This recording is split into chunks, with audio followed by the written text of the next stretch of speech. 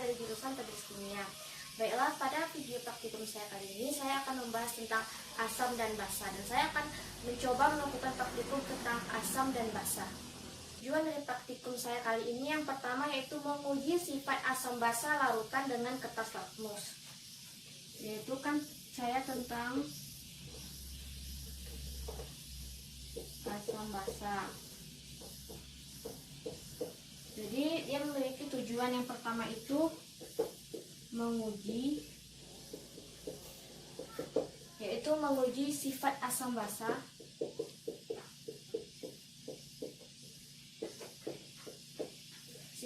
basa larutan dengan kertas lakmus.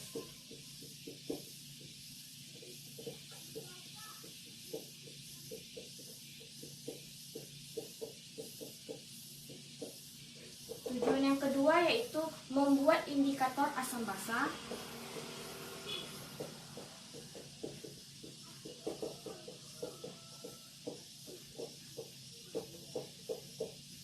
Membuat indikator asam basa dari tumbuhan dan mengamati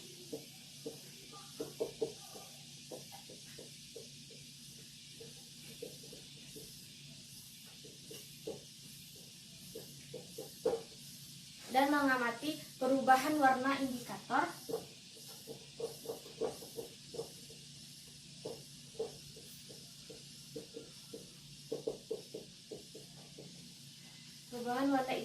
yang sering digunakan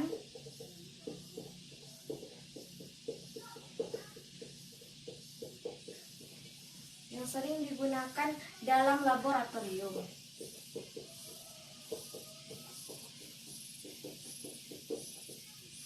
Tujuan yang ketiga yaitu menggolongkan larutan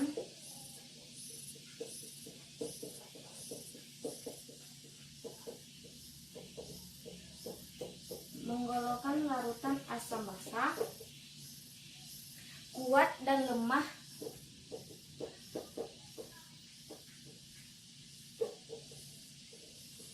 berdasarkan pH-nya.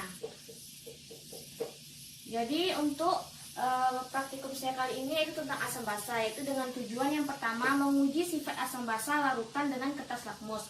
Lalu yang kedua membuat indikator asam basa dari tumbuhan dan mengamati perubahan warna indikator yang sering digunakan di dalam laboratorium. Lalu yang ketiga yaitu menggolongkan larutan asam basa kuat dan lemah berdasarkan pH-nya. Baiklah, saya akan menjelaskan sedikit tentang landasan teori asam dan juga basa, di mana yaitu rasa makanan yang berbeda-beda disebabkan oleh sifat kimia makanan tersebut, yaitu asam, basa, atau netral. Asam dan basa saling menetralkan membentuk garam. Menurut teori Arrhenius, senyawa asam adalah senyawa yang jika dilarutkan dalam air menghasilkan ion H+. Jadi jika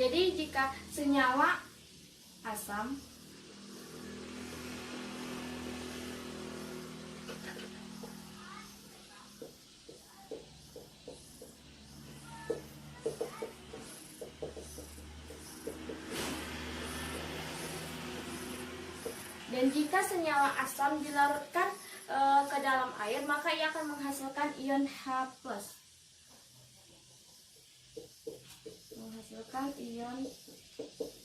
Menghasilkan ion H+. Jadi contohnya itu kan HCl. HCl ini kan aki atau aqua. Lalu di mana persamaan reaksinya itu kan H+ aqua ditambah dengan Cl- aqua. Jadi inilah persamaan reaksi dari HCl atau asam klorida. Jadi sedangkan senyawa basa adalah senyawa yang tidak dilarutkan dalam air dan menghasilkan ion OH-. Jadi ini senyawa asam. Sedangkan basa yaitu senyawa yang jika dilarutkan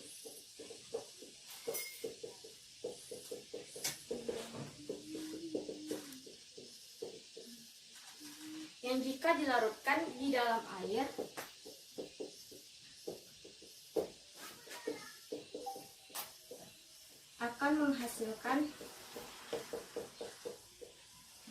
akan menghasilkan ion OH-. Ion OH-.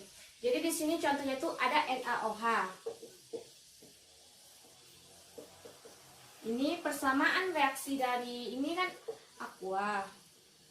Persamaan reaksinya itu kan ada Na plus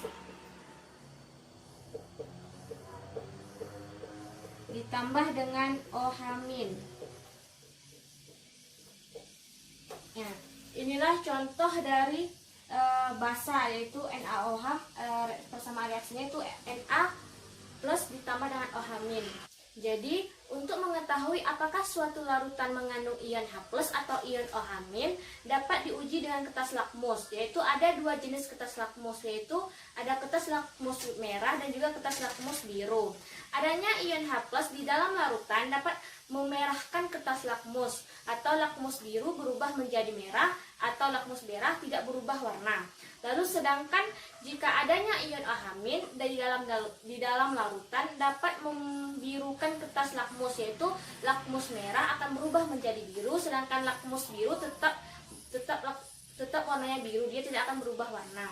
Lalu berbagai bahan tumbuhan berwarna dapat digunakan sebagai indikator asam basa. Misalnya daun mahkota bunga atau kembang sepatu, bougainville, mawar dan lain-lain, dan kunyit. Yaitu ekstrak bahan-bahan itu memberi warna yang berbeda dalam larutan asam dan juga larutan basa. Selanjutnya yaitu derajat atau tingkat keasaman suatu larutan dinyatakan dengan istilah pH.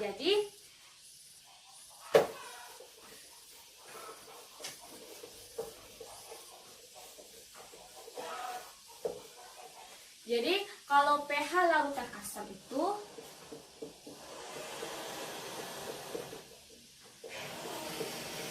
pH larutan asam dia itu lebih kecil dengan nilai 7.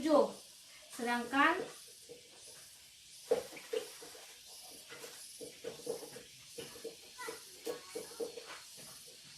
pH larutan netral itu sama dengan 7. Dan untuk pH larutan basa itu dia lebih besar dari nilai 7, yaitu kekuatan asam basa dapat ditentukan dari pH larutan. Dengan konsentrasi yang sama, pH asam kuat lebih kecil dibanding dengan asam yang lemah. Sedangkan pH basa kuat lebih besar dibanding pH basa lemah.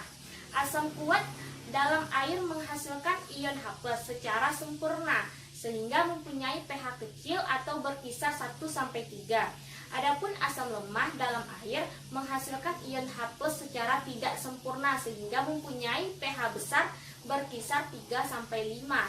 Begitu juga basa kuat dalam air menghasilkan OH- secara sempurna, sehingga mempunyai harga pOH kecil atau harga pH besar berkisar 12 sampai 13. Basa lemah dalam air menghasilkan ion OH- secara tidak sempurna, sehingga mempunyai harga pOH besar atau harga pH kecil berkisar 9 sampai dengan 11. Derajat keasaman atau menggambarkan hubungan antara jumlah ion hidrogen atau H+ dan diekspresikan dalam rumus pH. Yaitu rumus pH yaitu sama dengan min logaritma H+. Jadi untuk larutan asam maka pH-nya kurang dari 7, sedangkan larutan basa pH-nya akan lebih dari 7. Sedangkan larutan netral dia mempunyai sama dengan pH 7. Baiklah, berikut ini saya akan menampilkan gambar dari indikator alami. Selanjutnya yaitu pengujian juga dapat dengan indikator phenylephthalate atau PP, metil merah atau MM, dan juga metil jingga atau MO, dan indikator lainnya. Yang pertama itu ada phenylephthalate, biasanya digunakan sebagai indikator keadaan suatu zat yang bersifat lebih asam atau lebih basa. Phenylephthalate tidak akan berwarna atau bening dalam keadaan atau lebih asam atau lebih basa. Phenylephthalate tidak akan berwarna bening dalam keadaan zat yang asam atau netral, namun akan berwarna kemerahan dalam keadaan zat yang basah, tepatnya pada titik pH di bawah 8,3. Phenylephthalate tidak berwarna, namun jika mulai melewati 8,3 maka warna merah muda ketiga yang semakin kemerahan akan muncul. Semakin basah maka warna akan ditimbulkan akan semakin merah. Dan kemudian sedikit larut dalam air dan biasanya dilarutkan di dalam alkohol. Selanjutnya yang kedua yaitu metil merah. Metil merah itu adalah indikator yang warna yang berubah menjadi merah dalam larutan asam. Ini merupakan zat warna azo dan berbentuk bubuk kristal berwarna merah gelap. Metil merah adalah indikator pH berwarna merah pada pH di bawah 4,4, kuning pada pH 6,2 dan jingga pada pH di antaranya. Yang ketiga yaitu dalam larutan yang agak asam, metil jingga berubah dari merah menjadi jingga dan akhirnya menjadi kuning, dan sebaliknya jika keasaman larutan bertambah. Saya akan menampilkan dari indikator asam dan basa. Seperti ini gambarnya.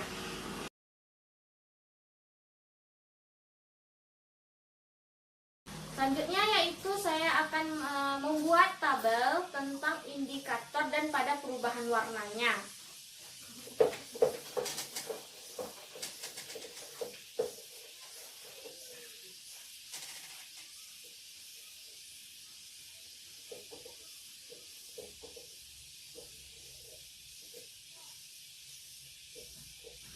Jadi yang pertama itu ada namanya indikator.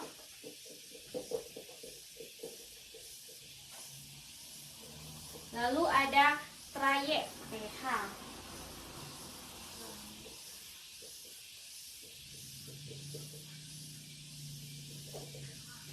Lalu ada perubahan warna.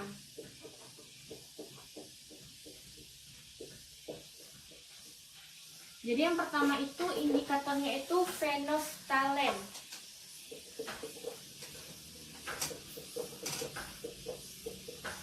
Itu ada phenolphthalein.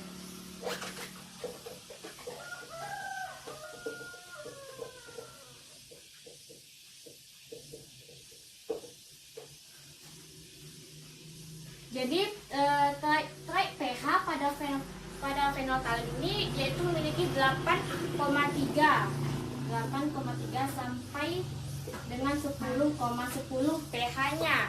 Lalu perubahan warna itu dia tidak berwarna kemerahan. Itu tidak berwarna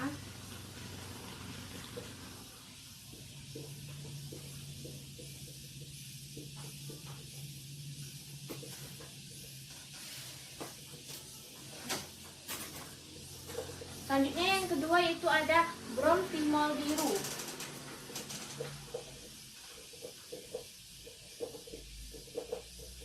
Ini trait pH-nya itu yaitu 6,0 sampai dengan 7,6 pH-nya. Lalu perubahan warnanya ia kuning ke biru. Kuning ke biru. Lalu yang ketiga itu ada metil merah, di mana trait pH-nya itu yaitu berkisar 4,4 sampai dengan 6,2 pH-nya. Sedangkan perubahan warnanya yaitu merah ke kuning.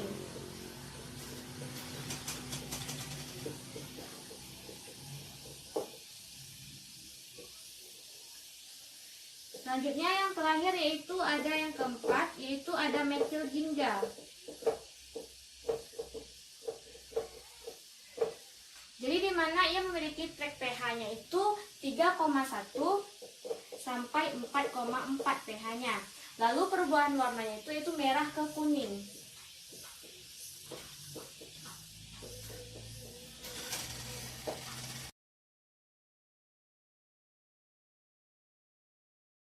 Baiklah, pada percobaan praktikum kali ini saya akan melakukan percobaan tentang menentukan apakah dia basa atau asam. Dimana di sini kan kita melakukan percobaan itu di rumah, bukan di laboratorium. Jadi kan tentu saja kita tidak memiliki seperti kertas lakmus dan juga kertas indikator. Jadi di sini saya akan mencoba dan dengan menggunakan indikator alami dari alam, yaitu dengan di sini ada kunyit. Di sini untuk bahan-bahannya yaitu bahan dan alatnya. Untuk alatnya di sini ada penyaringan, lalu ada untuk penumbuk, lalu ada sendok, lalu di sini ada tempat untuk menumbuknya. Dan di sini ada bahan-bahannya, di mana di sini tentunya ada bahan kunyit, lalu ada larutan sabun, lalu ada larutan air dari jeruk nipis, lalu di sini juga ada larutan garam dan juga ada air. Lalu pertama di sini kita buka dulu kunyitnya dengan kulitnya.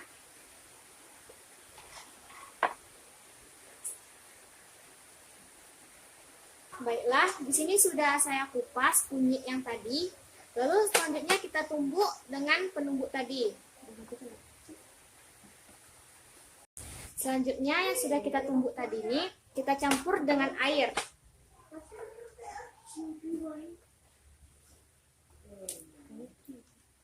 Setelah itu kita aduk lagi. Setelah kita campurkan dengan air, lalu kita pisahkan air dengan ampasnya. Di sini kita menggunakan yang tadi. Kita hanya mengambil intinya saja.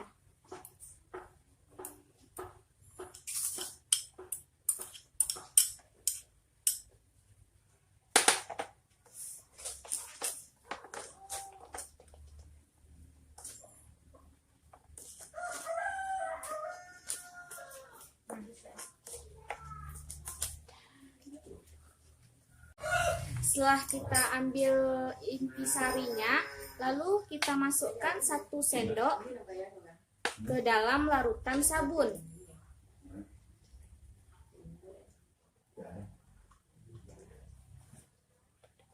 Nih, ini lalu kita aduk.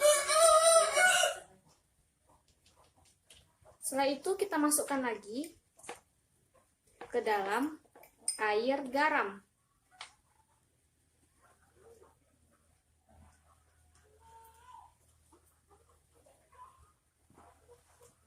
Lalu kita akan masuk lagi ke dalam air jeruk.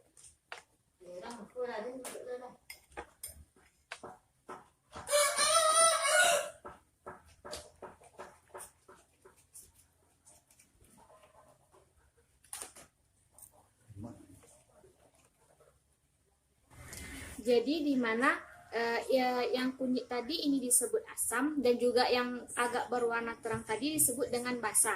Ini dikarenakan pada kunyit jika ditambahkan kepada larutan asam dan juga basa akan menghasilkan warna yang berbeda-beda seperti ini ya.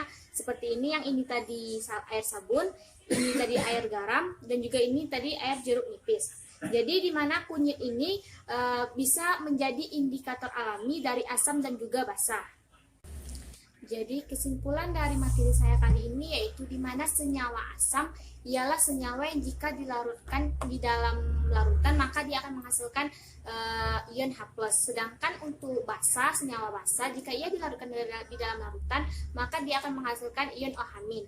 Jadi di sini jika kita menggunakan kertas lakmus kan dibagi menjadi 2, yaitu warna merah dan juga warna biru. Dimana jika ion H+ kita larutkan ke dalam larutan dan jika kertas lakmusnya itu berwarna merah maka dia akan berubah menjadi merah tetap. Tapi jika warna biru maka dia akan berubah menjadi warna merah. Sedangkan untuk yang ditambahkan ke dalam ion OH- ke dalam larutan maka untuk yang kertas warna merah dia akan berubah menjadi warna biru. Sedangkan yang warna biru dia akan tetap berubah, dia tidak akan berubah ke warna lain, dia tetap berwarna biru. Baiklah, untuk jika ingin melihat jumlah nilai pada asam yaitu kurang dari 7, sedangkan untuk netral dia sama dengan 7 dan untuk basa dia akan lebih besar dari 7. Jadi untuk indikator alami kita bisa menggunakan kunyit, dan untuk berwarna yang lebih terang atau daun-daun yang berwarna terang itu bisa untuk menjadi indikator alami. Jadi sampai di sini video praktikum yang dapat saya sampaikan. Lebih dan kurangnya saya mohon maaf. Wabillahi taufiq wal hidayah, waridha wa inayah. Wassalamualaikum warahmatullahi wabarakatuh.